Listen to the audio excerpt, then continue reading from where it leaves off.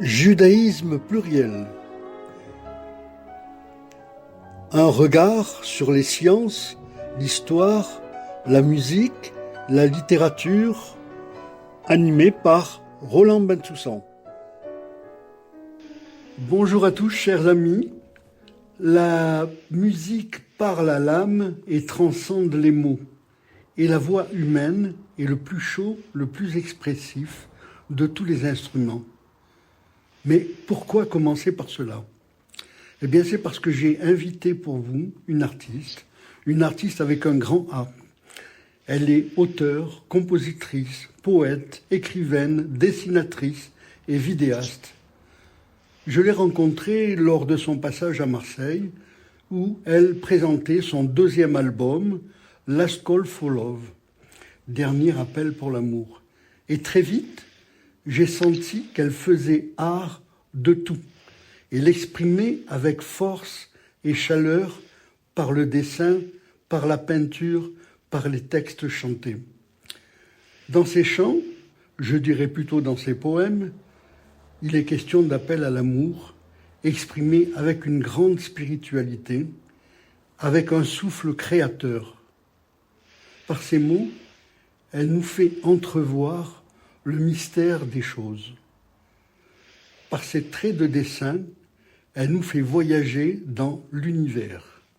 Son nom, Sandra Zemmour, une artiste reconnue à Paris et qui a exposé d'ailleurs en France, en Israël, en Italie, aux USA et même en Chine. Bonjour Sandra et merci d'être avec nous. Merci aussi pour le riche moment que vous m'avez accordé à Marseille. Bonjour Roland. Sandra, depuis quand écrivez-vous, dessinez-vous, chantez-vous ? Et comment cela a commencé ? J'ai toujours dessiné et écrit des chansons. Ça fait partie de ma vie. Depuis toujours. Et ensuite, ça a cheminé sous des formes différentes. Je fais pas de séparation. Pour moi, c'est la même chose. Le même travail artistique. Alors, pour commencer notre échange, je vous propose de passer une première chanson. Je dirais c'est une prière. Le titre est Last for Call Love. Ça veut dire dernier appel à l'amour ou pour l'amour. De votre album du même titre, qui est paru donc en mars 2022, qui s'appelle Last for Call Love. Écoutons.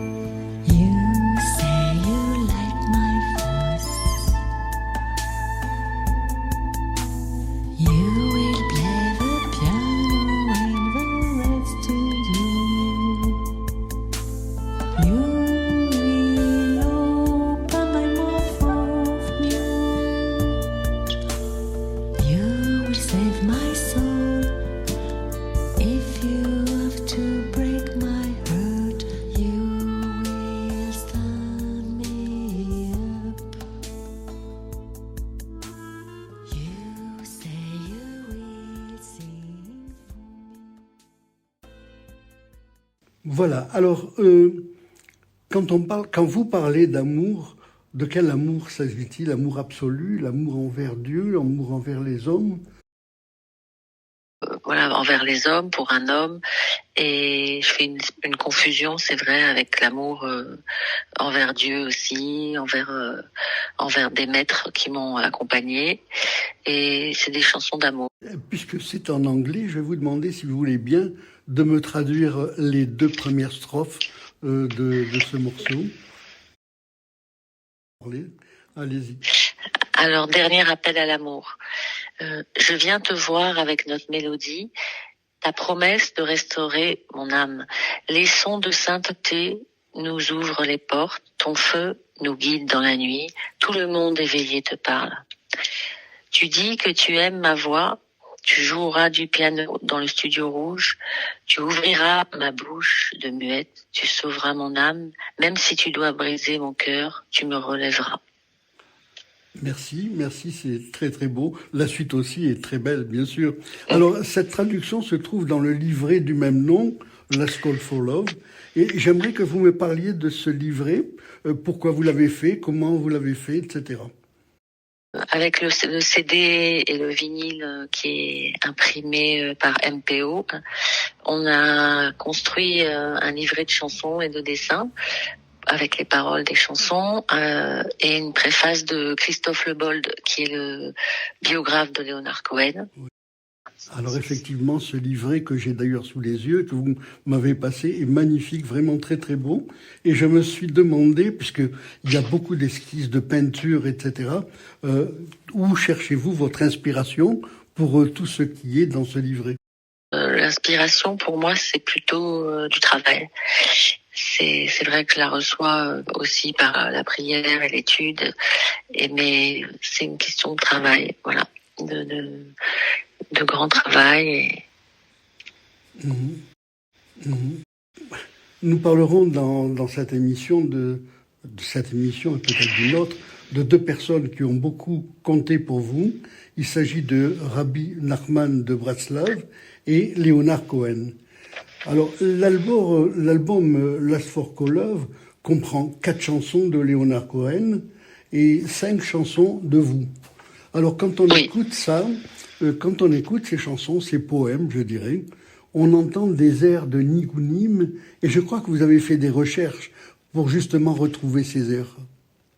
J'ai hérité d'anciennes mélodies juives, les Nigunim, Bratslav. J'ai fait tout un travail, c'est pour ça que l'album est vraiment le fruit de longues années de travail, ensuite de marier ces mélodies avec mes chansons, l'écriture, qu'elles s'épousent. Alors, quand on écoute encore, alors il y a ces Nigunim, mais puis il y a aussi quand même des accents klezmer. Et je crois que vous avez travaillé avec des musiciens et une équipe dont je voudrais que vous nous parliez, en particulier Ronnie Gold. Qui est-il, Ronnie Gold? Oui, j'ai eu la chance de rencontrer Ronnie Gold il y a quelques années, de travailler avec lui pour mon premier album et celui-là. C'est un pianiste, compositeur, arrangeur et chef d'orchestre qui a été le plus jeune arrangeur d'Europe de la SACEM à l'âge de 11 ans, qui est vraiment absolument brillant et qui m'a fait l'honneur de croire dans ma voix et de travailler sur ses projets, de m'accompagner, de transformer ces nigounes, les revisiter, leur donner une actualité. Alors il faut peut-être citer aussi les musiciens qui... Oui, alors à la clarinette, il y a Yuri Shremban, qui est né en Ukraine et a étudié à Tel Aviv, à Kiev.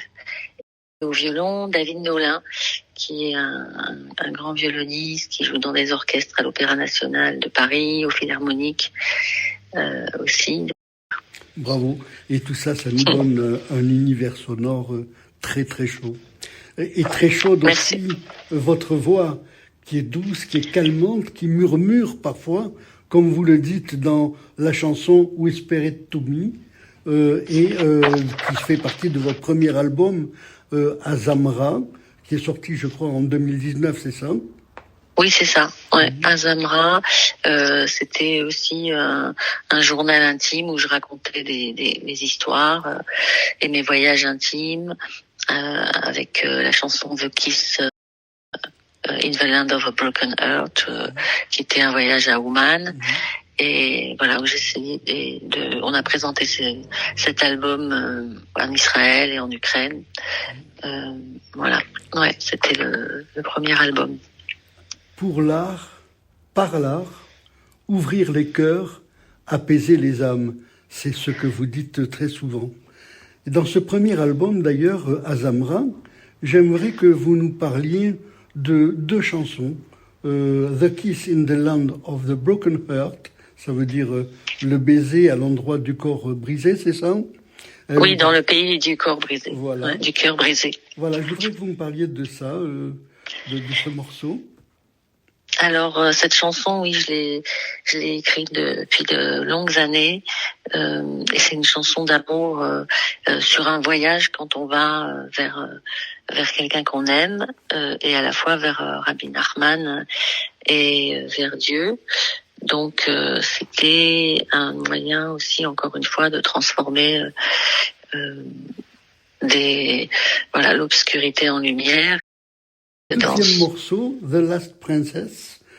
Alors la princesse disparue, oui, je l'aime beaucoup cette chanson parce que c'est inspiré d'un conte de Nachman de Bratslav sur lequel j'ai travaillé depuis plus de 20 ans, et il y a eu un petit livre, et j'ai pris la voix de la princesse qui est disparue, qu'on cherche, et pour inviter à retourner en nous et retrouver une présence divine, une shrina, malgré tous les obstacles, et ne pas s'endormir et y croire jusqu'au bout et avoir confiance qu'il y a un château de perles et qu'on peut trouver notre princesse en nous. Donc je me suis mis à la place de la princesse disparue tout en la cherchant. Et j'y tiens beaucoup à cette chanson. On a fait plusieurs adaptations de clips, et on en prépare un autre. Rappelons-le, ces 2 morceaux font partie de votre album Azamra. L'Ukraine est un pays qui vous touche en plein cœur, je crois. J'y vais souvent, plusieurs fois par an pour aller visiter Nachman de Bratslav, et j'ai de la famille, des origines, de Roumanie et d'Ukraine. Donc je suis très attachée à ce lieu qui est un lieu de joie et qui m'a offert un monde où la vie est possible. Alors, justement, j'aimerais que vous nous parliez de votre rencontre avec la pensée de Rabbi Nachman.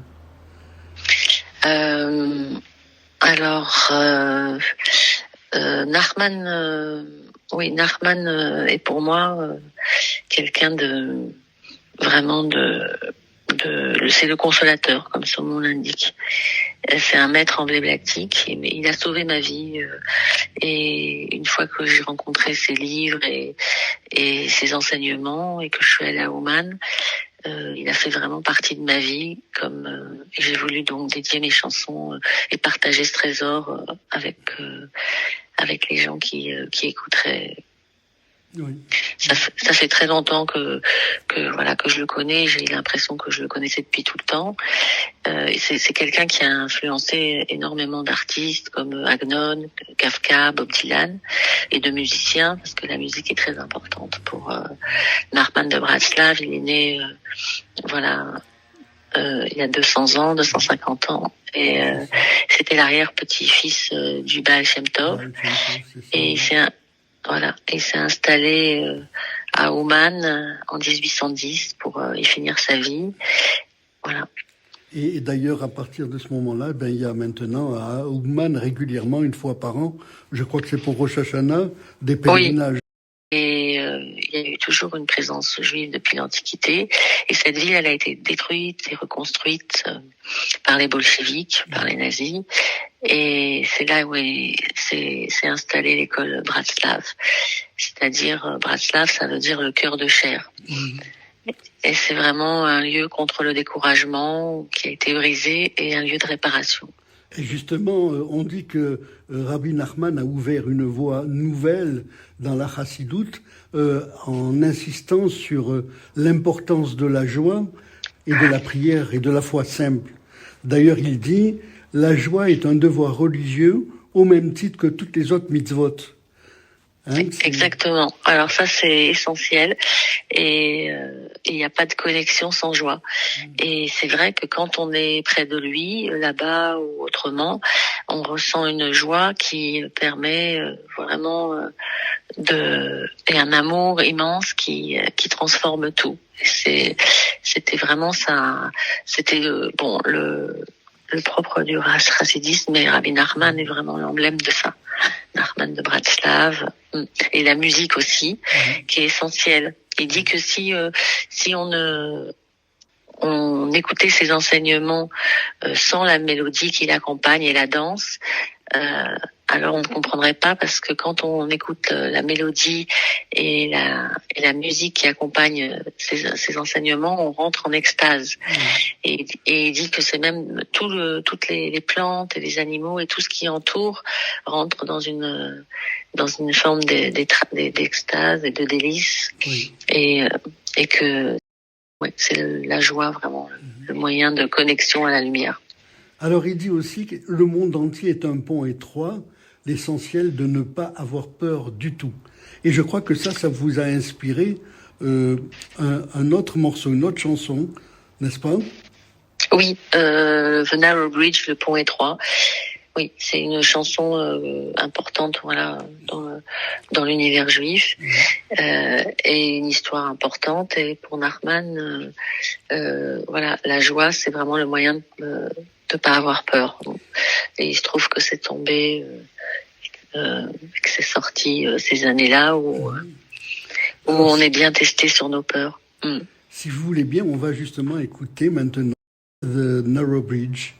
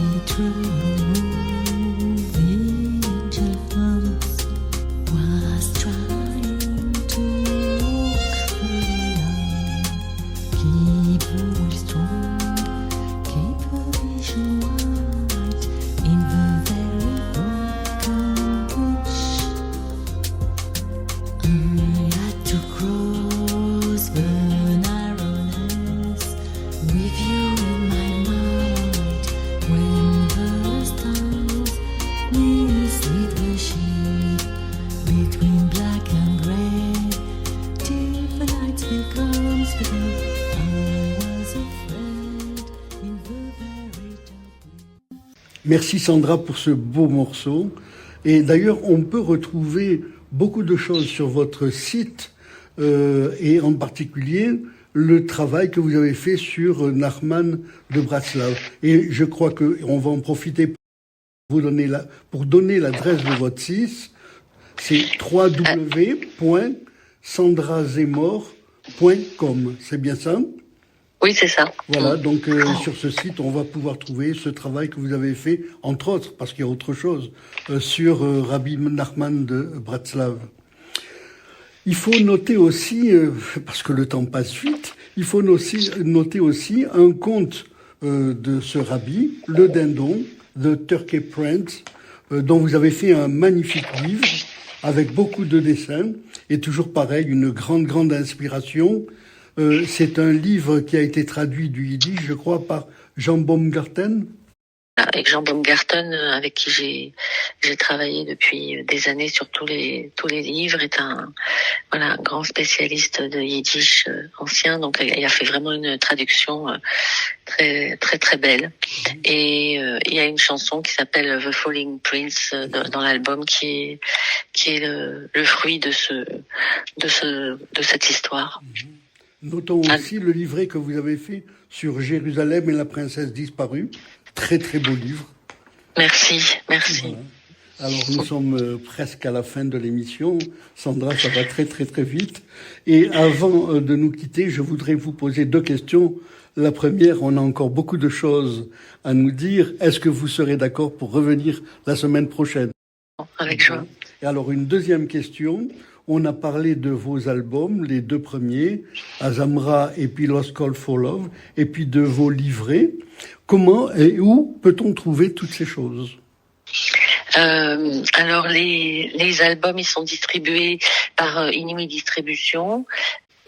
Je voulais vous dire une dernière chose avant de clore cette émission, c'est que bien sûr j'ai écouté plusieurs fois vos chansons et en particulier Last for Love. Et j'ai maintenant dans la tête, ça tourne en boucle ces morceaux.